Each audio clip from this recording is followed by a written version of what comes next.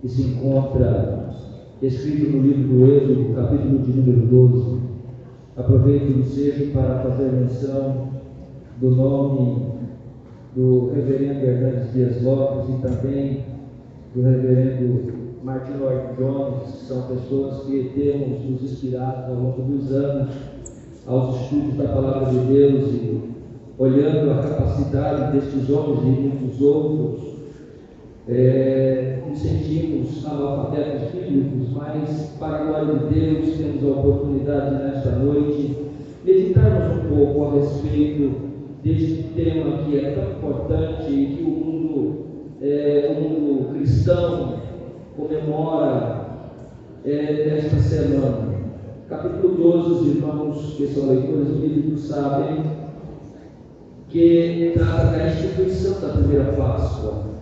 Eu quero deixar todo o capítulo para a meditação dos irmãos, porém farei uso apenas de alguns versículos. O primeiro versículo, por exemplo, nos diz: E falou o Senhor a Moisés e a Arão na terra do Egito, dizendo: Este mesmo mês vos será o princípio dos meses, este vos será o primeiro dos meses do ano. Falai a toda a congregação de Israel, dizendo: Aos 10 deste mês, tome cada um para si um cordeiro segundo as casas dos pais, um cordeiro para cada casa. Versículo de número 51. E aconteceu naquele mesmo dia que o Senhor tirou os filhos de Israel da terra do Egito, segundo os seus exércitos. Quem pode dizer amém? Amém. Graças a Deus. Então a grande questão é: Páscoa, morte ou libertação? Peço a compreensão dos irmãos em me ater apenas nos apontamentos, e se possível for, faremos alguns acréscimos. Mas note, os irmãos, que o texto nos deixa informado que na mesma noite da morte para os egípcios foi a noite de libertação para os hebreus. Para uns o juízo, para outros a salvação. A diferença entre o juízo e o livramento, a morte e a vida, a condenação e a salvação, foi o sangue do Cordeiro. Israel estava debaixo do chicote do carrasco, não apenas com as costas debaixo do açoite, mas também com os pés no barro, as mãos calejadas no trabalho, a mente sob a influência da psicologia escravocrata. Afinal, eram 430 anos de amarga escravidão. Deus ouve o clamor do seu povo e envia o mensageiro com uma mensagem expressa ao grande faraó. E a mensagem não era outra senão: deixa o meu povo ir. E é interessante quando nós observamos a história desse mensageiro. Em rápidas palavras, irmãos, o texto nos prova, a partir dos primeiros capítulos do livro do Êxodo, que Moisés foi um ser humano diferente. Foi um ser humano que experimentou algo extraordinário. Eu disse ainda ontem na congregação a respeito deste assunto, que as mulheres, elas se destacam em toda a trajetória das Escrituras Sagradas. Muitos consideram que as mulheres foram importantes apenas a partir do ministério de Jesus. Mas olha, veja, havia uma ordem para matar todas as crianças do Egito. Deus, porém, por meio da mãe de Moisés, proveu salvação para o menino e o escondeu por 3 meses. Já não dava mais para esconder, porque as tropas passavam em revistas procurando por crianças para os matarem. Mas quando não havia possibilidade de esconder o menino, quem sabe até o pai e os irmãos disseram: olha, tem que dar um jeito nisso aqui, porque do contrário nós seremos mais penalizados ainda. A mãe disse: tem uma ideia, colocou o menino no cesto. Pôs o menino no cesto. O leito do rio largo, havia muitos canais, porque eles usavam a água do rio para irrigar as plantações. Mas o menino no cesto, aquele barco, aquela arca, foi direcionado para onde? Para onde? Para onde estavam os homens? Não. Para onde estavam as mulheres. E de repente, Deus usa outras mulheres para guardar a vida deste mensageiro. Por quê? Porque o projeto de Deus estava vislumbrando algo maior. Talvez você não está entendendo o que Deus está fazendo com a sua vida, mas creia nesta noite por internet desta palavra, trazendo para a nossa realidade. Deus está trabalhando na sua vida para algo maior. Não quero discorrer sobre a história de Moisés, mas tão somente lembrar aos irmãos que o objetivo principal para que este homem permanecesse vivo, quando os poderosos da terra disseram que ele ia morrer, Deus disse: não, ele vai viver. Quando alguém disse que não dava mais para esconder, Deus disse: eu tenho saída. Por que tinha uma saída específica para este homem? Note vocês, depois que ele cresce, é educado, torna-se homem, responsável, apto para tomar decisão. Qual é a decisão dele? Então, mata o egípcio. Resultado, mata Moisés. Deus diz: não, tem deserto para ele escapar. Moisés sobe para o deserto e, sem entender muito bem, Deus o chama para uma missão. E a missão tem encarregado sobre os ombros desse mensageiro esta importante mensagem: deixa o meu povo ir. Faraó endureceu o coração e oprimiu ainda mais o povo. Deus enviou dos céus 10 pragas, exerceu juízo sobre todos os deuses do Egito, quebrou o orgulho de Faraó, fez abalar as pirâmides milenares e tirou o seu povo do cativeiro com mão forte e poderosa. O golpe final de Deus foi a matança dos primogênitos. Aquela era a 10ª praga. O único meio de salvação daquele dilúvio de juízo era o sangue do Cordeiro. Não havia outro meio de livramento. A morte que visitaria o palácio, as choupanas, pobres, ricos, velhos e crianças. O anjo do juízo passaria à meia-noite, onde encontrasse o sangue, passaria por cima, mas aonde não visse o sangue, o primogênito morreria com certeza. A Páscoa foi o dia da independência de Israel. A noite do terror dos egípcios foi a noite de libertação para o povo de Deus. A mesma mão que feriu uns resgatou outros. A Páscoa não apenas trouxe unidade para Israel, salvação para seus filhos, mas também libertação do cativeiro. Israel se tornou livre para servir a Deus.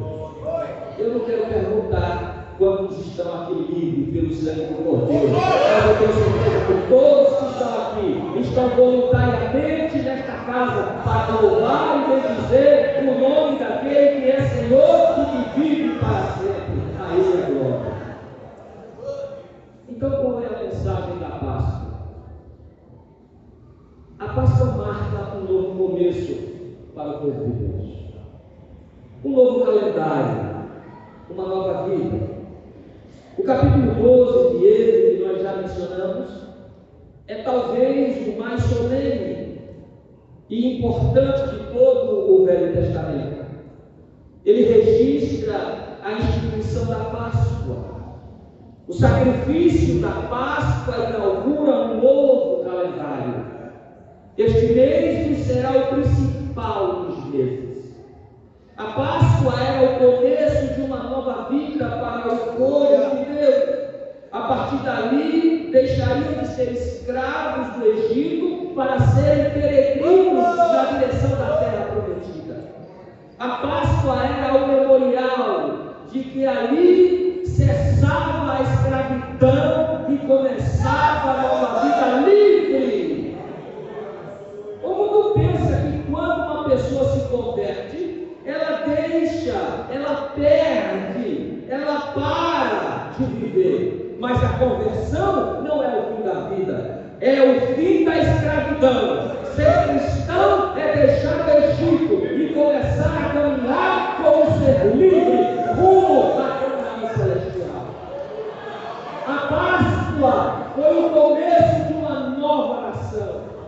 Até então Israel não era uma nação, mas agora livre, remido, esse povo torna-se um povo separado, um povo de Deus. A Páscoa nos mostra um novo começo, um novo calendário, um novo compromisso, uma nova jornada, um novo destino. A Páscoa revela o projeto de Deus na redenção da família. A família está no centro do projeto de Deus, isso não há dúvida. A família precisa celebrar a Páscoa junta. A família precisava, toda ela, estar debaixo do sangue do Cordeiro. A família toda precisava se alimentar do Cordeiro. A família toda precisava celebrar o memorial nas suas gerações futuras.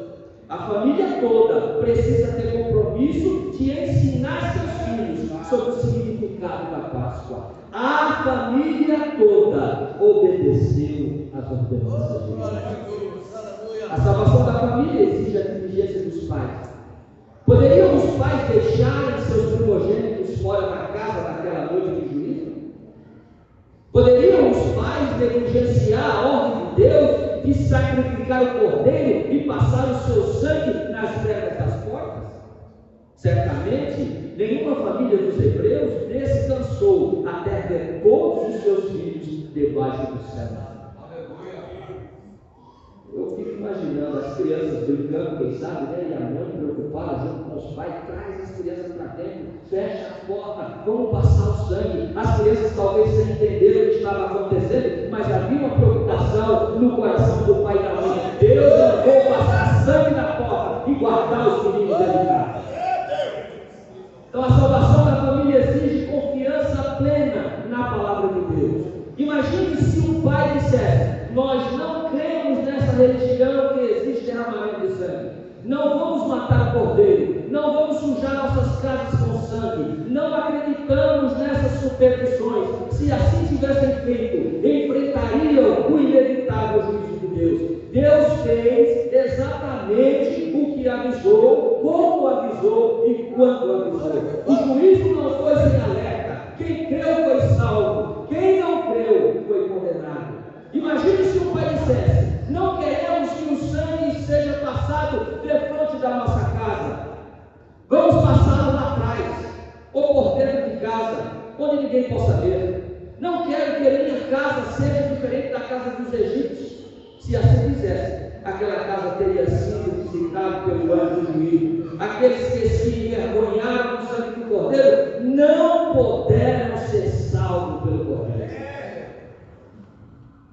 A comunhão das famílias forma a grande congregação do povo de Deus.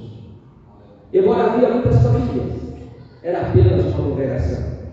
Quando nos reunimos, Deus nos vê individualmente como parte do corpo, a igreja. Mas somos membros uns dos outros. O que fez de Israel uma nação, uma congregação, um povo, foi o sangue do Cordeiro. Nosso vínculo é o sangue do Cordeiro. O que nos une é o sangue do Cordeiro. O que nos torna uma congregação é o sangue do Cordeiro. Mas a Páscoa não é somente isso. A Páscoa também nos mostra, ela tem essa condição, essa capacidade de que ela nos mostra que Deus salva o seu povo através do Cordeiro que foi morto. O Cordeiro precisava ser morto. O Cordeiro vive não resolveu o Cordeiro. Então o Cordeiro da Páscoa é o Cordeiro divinamente apontado. Tudo isso que nós estamos falando está com base no capítulo 12 que nós citamos para os irmãos. A pergunta de Isaac a Abraão: aonde está o Cordeiro? Introduziu um dos principais temas do Velho Testamento enquanto o povo aguardava o Messias. E a pergunta foi respondida finalmente lá por João Batista no Evangelho de São João, capítulo 1, versículo 29. Eis o Cordeiro de Deus que tira o pecado do mundo. Filipe disse para o eunuco que vinha ali de Isaías 53 que o Cordeiro era Jesus, Atos 8:35. Paulo disse para a igreja de Corinto que Cristo é o nosso Cordeiro pascal, 1 Coríntios 5:7. Pedro disse que fomos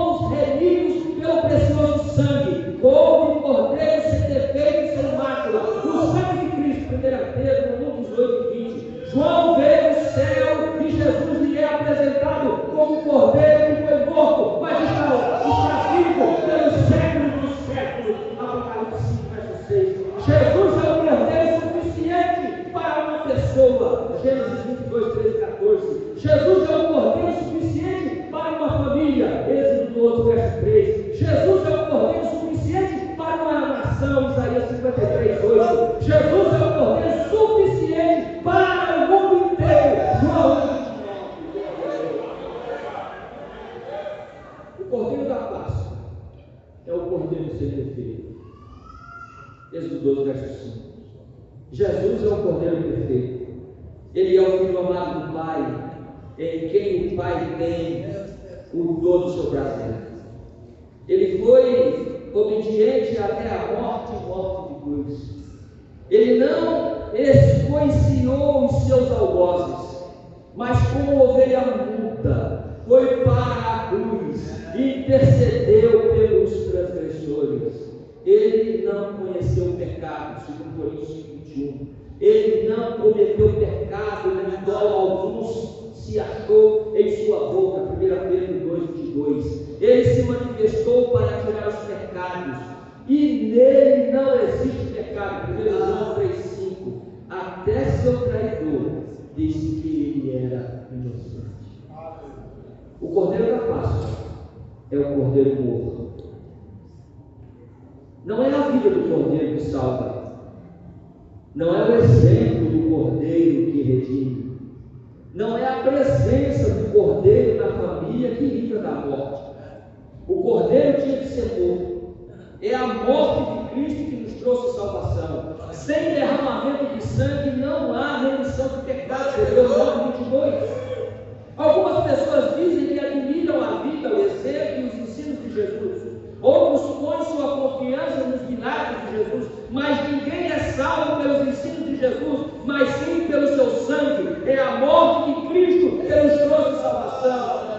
Mateus 20, 28, ele veio para dar sua vida em resgate de muitos. Mateus 26, 28, este é o meu sangue, o sangue da nova aliança, derramado em favor de muitos para a remissão de pecados. Apocalipse 5,9, foste morto e com teu sangue comprastes para Deus o que procede de toda tribo, língua, povo e nação. Jesus, o nosso substituto, ele morreu no nosso lugar. Sua morte foi vicária, substitutiva. Ele morreu na nossa morte. Ele morreu na nossa morte. Deus fez cair sobre ele a iniquidade de todos nós, o inocente pelo culpado. Eu culpado, ele inocente. Eu vivo, ele morto. Eu continuo vivo por conta do sangue do Cordeiro. A vida aí? A vida aí? A vida aí? Se porventura não houver o sangue do Cordeiro, está espargido para a garantia de vida a todo aquele que Deus.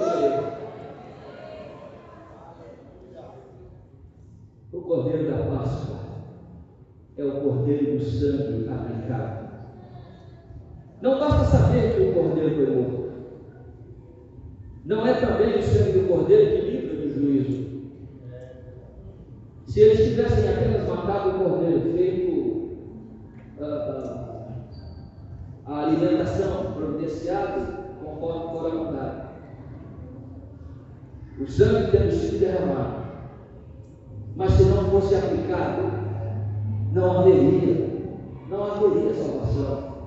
Deus deu uma ordem clara: o sangue deve ser espargido sobre os umbrais da porta. Deus tem nos dado uma orientação clara, perfeita. Jesus resumiu toda a lei em um mandamento apenas: amai-vos uns aos outros. Precisamos cumprir na íntegra a determinação de Deus, porque Ele fará cumprir tudo aquilo que Ele prometeu.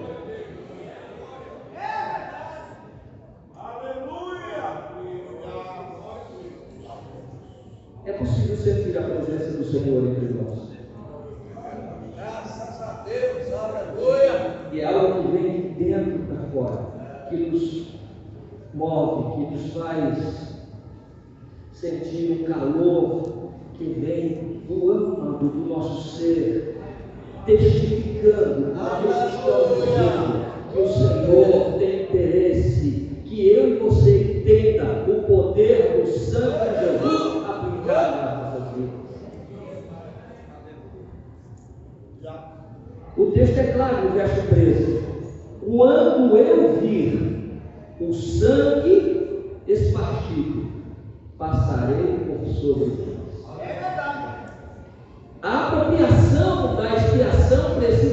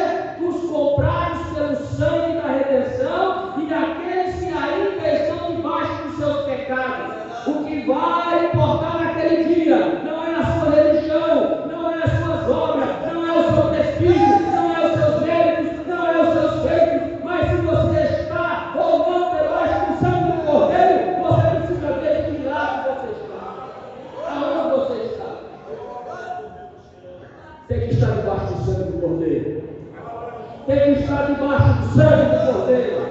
Tem que ter a marca do sangue do Cordeiro. Credencial não salva, posição não salva, pedestal não salva, habilidade não salva, nada não salva, a não ser o sangue do Cordeiro, aplicado na minha vida, aplicado na sua vida, aplicado na nossa vida. O sangue de Jesus nos garante a vitória. O sangue é sinal de salvação. Onde o anjo da morte via o sangue, não entrava, pois o sangue dizia: aqui já foi realizado o juízo, aqui a obra já está feita. Só o sangue do Cordeiro retinha a espada do juízo. Os filhos de Jacó não eram melhores, nem mais hábeis, nem mais santos, nem mais justos. O que os distinguia era o sangue. Nós não somos melhores do que os demais, nós não temos mais capacidade do que os demais, nós não somos melhores do que os demais. O que nos faz diferente é o sangue do Cordeiro em nossas vidas. Glória a Deus. Mas o sangue também é sinal de segurança. O sangue do cristianismo é a cruz, e o significado da cruz é a substituição. Cristo morreu por nós, Ele carregou os nossos pecados em seu próprio corpo. O castigo que nos traz a paz estava sobre Ele. No sangue de Cristo temos segurança e perdão, temos purificação. Poderíamos falar mais. Por exemplo, o Cordeiro da Páscoa é o Cordeiro sustentador. Sustentador porque o conteúdo é uma refeição. A maneira de praticar a refeição, como que ela foi praticada, por que ela sustenta. O Cordeiro da Páscoa é o Cordeiro vivo. Poderíamos falar ainda, a Páscoa é um memorial a ser repercutido, perpetuado, a fim de que as novas gerações conheçam a salvação de Deus. Mas o tempo diz para nós pararmos, para nós colocarmos aqui um ponto e vírgula, não é? Alguns dizem ponto final, mas eu quero pôr um ponto e vírgula. Mas quero deixar registrado esta noite para a nossa memória: o sangue de Jesus nos purifica de todo pecado. O sangue